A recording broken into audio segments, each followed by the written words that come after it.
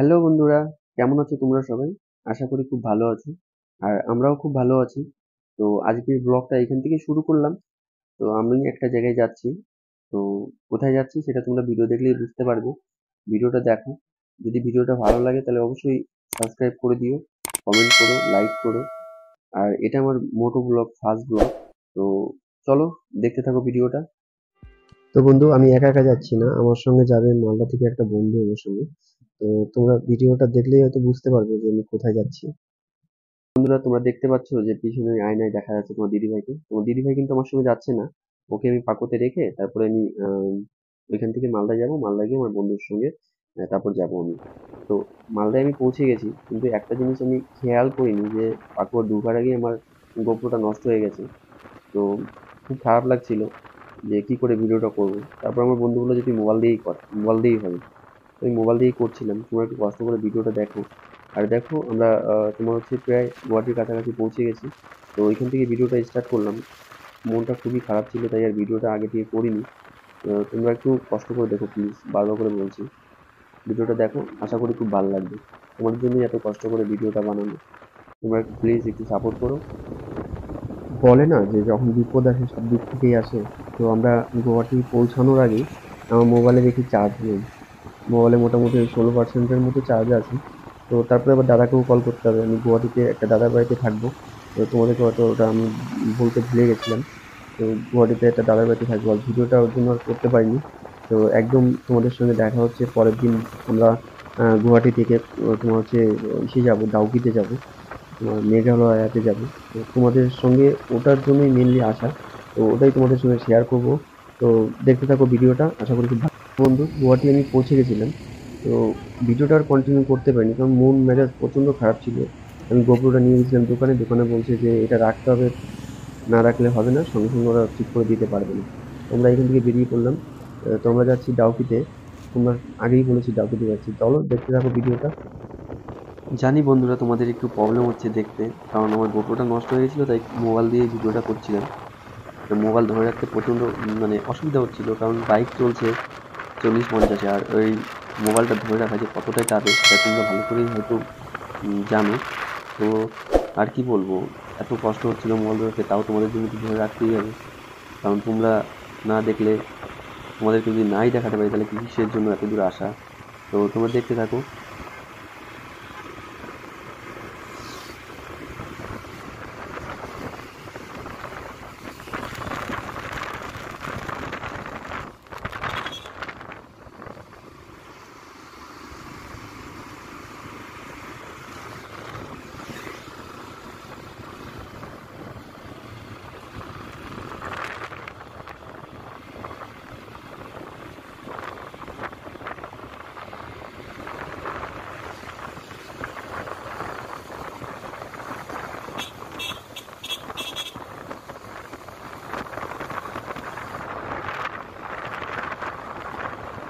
মোটামুটি 150 কিলোমিটার মতো চালানো হয়ে গেছে, তাই এখানে একটু রেস্ট নিলাম। আর তোমাদেরকে একটু দেখাচ্ছি, দেখো তো বন্ধু, দেখতে পাচ্ছ সামনে কত সুন্দর মেঘ। মনে হচ্ছে আমরা মেঘের উপরে চলে আসছি, এত সুন্দর লাগছে জায়গাটা। তো আমরা এখানে একটু দাঁড়িয়ে একটু ছবি তুলে নিলাম। এখানে এই যে দাদা ছবি তুলছে।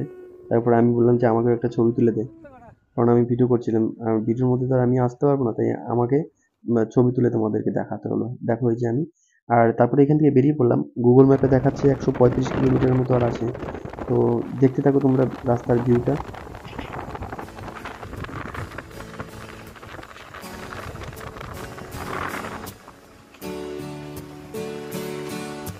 তোমরা দেখতে পাচ্ছ নিচে কত সুন্দর মেঘগুলো। মেঘগুলো দেখলে আর কিছুই লাগে না গো, এত কষ্ট হয়েছে আমাদের। মানে মেঘ দেখেই সব ঠিক হয়ে গেছে, এত সুন্দর লাগছিল। তো তোমাদেরকেও বলবো যে তোমরা যদি পারো, যারা এখনো পাহাড়ে আসোনি, একবার পাহাড়ে এসে সব কিছু ঠিক হয়ে যাবে তোমাদের। মন, শরীর সব কিছু ঠিক হয়ে যাবে। তো এইখানে আমি দেখলাম একটা জিনিস, যে এইখানকার লোকজনরা খুব হেল্পফুল। তুমি যদি কোথাও মানে রাস্তা ভুলে যাও, তো আমারও একটা ভুল হয়েছিল, ম্যাপ না দেখে অন্য রাস্তায় ঢুকে গেছিলাম। তো কয়েকটা লোক বললো, তো আপনারা কোথায় যাচ্ছেন এদিকে? তো আমরা বললাম যে ডাউকি যাচ্ছি। বলে এটা ডাউকি রাস্তা না। তো আমরা মোটামুটি 10 কিলোমিটার চলে গেছিলাম। তারপর আবার রিটার্ন এসে তারপরে এই রাস্তায় আসলাম। তো ভিডিওটা অনেক লং হয়ে যেত, তাই তোমাদেরকে আর শেয়ার করলাম না, কারণ তোমরা জানো যে প্রথম প্রথম ভিডিও করছি, অনেকেই ভিডিও ফুল দেখে না। তো এই কারণে আর শেয়ার করলাম না, কারণ ভিডিওটা অনেক লং হয়ে যেত, তাই তাই আর লং করলাম না। যদি তোমরা দেখতে থাকো ভিডিওটা, ভালো লাগলে লাইক করে দিও, কমেন্ট করো, সাবস্ক্রাইব করে দিও।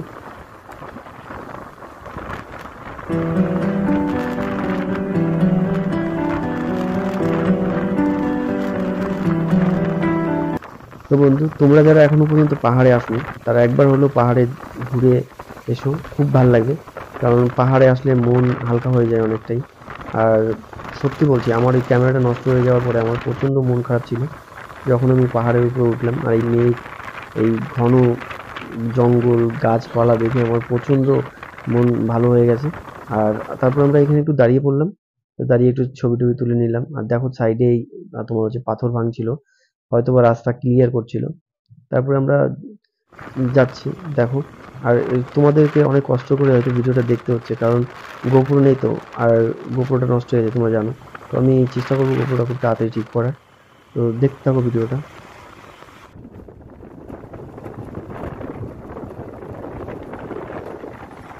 বন্ধুরা দেখতে পাচ্ছ রাস্তার হাল, রাস্তায় এত ধুলা। আর রাস্তার কাজ হচ্ছে তো, তাই হয়তো আর 1 বছরের মধ্যে ঠিক হয়ে যাবে। তো আমরা সামনে একটু দাঁড়িয়ে পড়বো, এখানে আমরা একটু দাঁড়িয়ে পড়লাম। তো এটা একটা ঝিল, এই ঝিলের এখানে দেখতে সুন্দর লাগছে, দেখতে পাচ্ছ কত বড় একটা ঝিল। তো এখানে ডাউকি আর বেশি দূর নেই, দেখতে পেলাম আমরা এখানে। তো আমরা একটু দাঁড়িয়ে একটু চা খেয়ে নিলাম, সকাল থেকে কিছুই খাওয়া হয়েছিল না। তো চা খেয়ে নিলাম, চা খেয়ে নিয়ে আমরা পৌঁছে গেলাম সেই ডাউকিতে। তো এখানে সবাই যে টেন্ট করে থাকে, আমরা এখানে কথা বলে নিলাম, টেন্ট যারা ভাড়া দেয়। তারপরে আমরা একটু খেয়ে নিলাম। তো খেয়ে নিয়ে তারপরে টেন্টের দিকে গেলাম, গিয়ে আমরা সবকিছু রেখে টেখে তারপরে আমরা বেরিয়ে পড়লাম তোমার হচ্ছে নৌকাতে। আর এখানে জলটা এতই পরিষ্কার যে কি বলবো। বন্ধুরা দেখতে পাচ্ছ জলটা কত পরিষ্কার। আর তোমরা দেখে মনে হবে যে পাথরটা অনেক কাছে, কিন্তু কাছে না, এটা এটা অনেক গভীরে। আর এখানে আমরা তিনজন এই যে এসেছিলাম, সেই তিনজনের ছবি এটা। আর এখানে দেখো, যারা সাঁতার কাটতে জানে না তাদের জন্য এরকম জ্যাকেট দিয়ে দেয়।